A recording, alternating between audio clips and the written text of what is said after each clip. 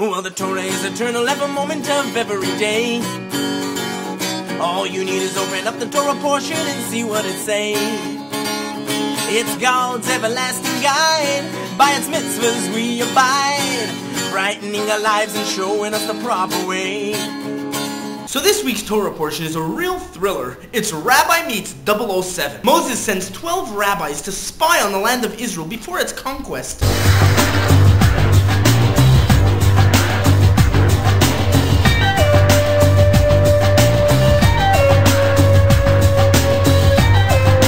Like whoever was managing the intelligence agency in the desert must have had one too many l'chaims. Hey guys, let's send 12 rabbis to spy on the land, but they need to be inconspicuous. We don't want anybody to notice them or anything.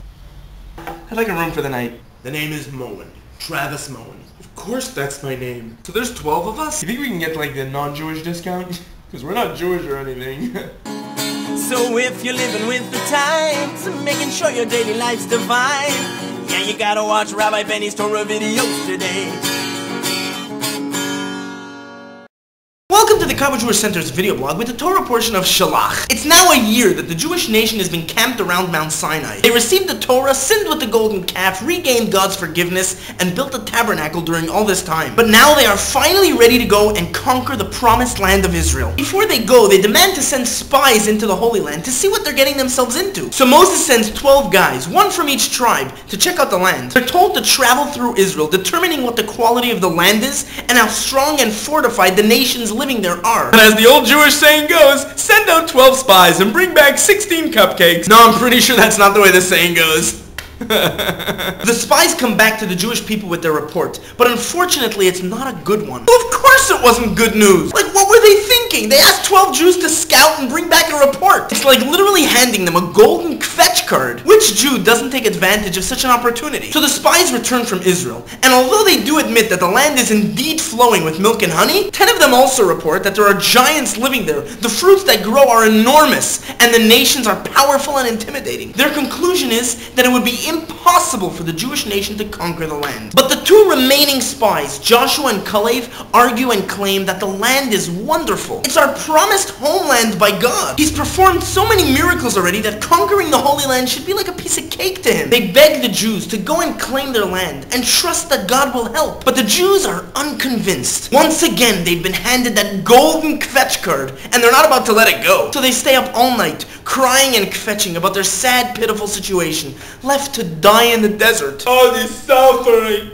We're all going to die in the desert. Of course, God gets furious, and he decides that the generation of Jews who left Egypt will indeed die out in the desert, and only 39 years later, when the next generation arises, will they be brought to settle the promised land. Only Joshua and Caleb, the two righteous spies who spoke good of Israel, become the only two people to experience both leaving Egypt as well as entering into the Holy Land. It's a severe and terrible punishment for the Jewish nation. This was of the worst sins committed in the desert. But let's analyze for one moment. The spies who were sent were not some ordinary schmoes from the back of the line. Oh, pick me!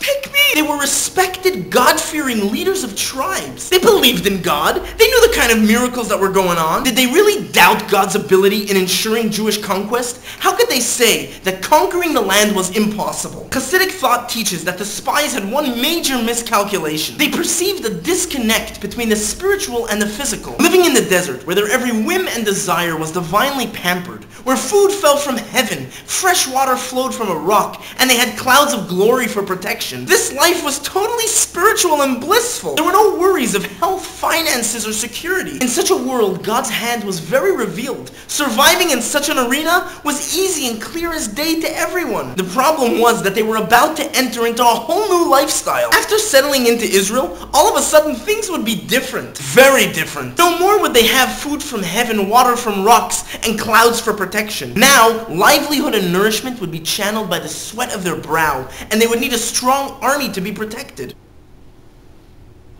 All the free time they had for Torah study would now be challenged by financial struggles and physical stuff. In other words, entering Israel meant that the Jewish people would be governed by nature and not by miracles anymore. And this was the report of the spies. If we continue to live in the desert, protected by God and his miracles, then we can easily survive for eternity. But should we enter into the promised land and be expected to survive within the confines of nature, well, that would be impossible based on the might and superior size of its inhabitants. You know, nowadays, the spy's perspective is all too relevant. Judaism and godliness are traditionally associated with old-fashioned, detached realities of yesteryear, while the 21st century life seems to be exclusively governed by nature and technology. It's like the spiritual desert versus the physical pursuits of living in a civilized world. How can they possibly mix? It almost seems like Torah life just can't survive the giant, powerful forces of a modern world. It's either you run away to an old-fashioned life of Torah,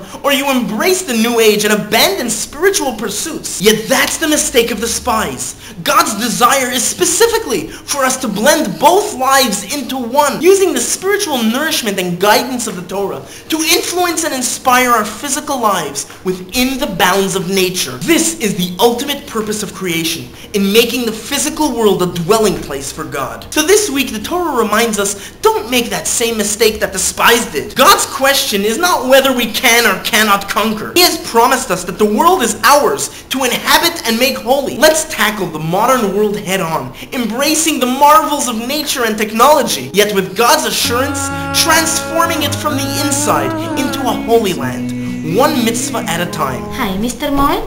Travis Moen? Yes, hello, this is reception. Our system is showing 27 bathrooms missing. Do you know anything about that? Shabbat Shalom, and have an incredible week!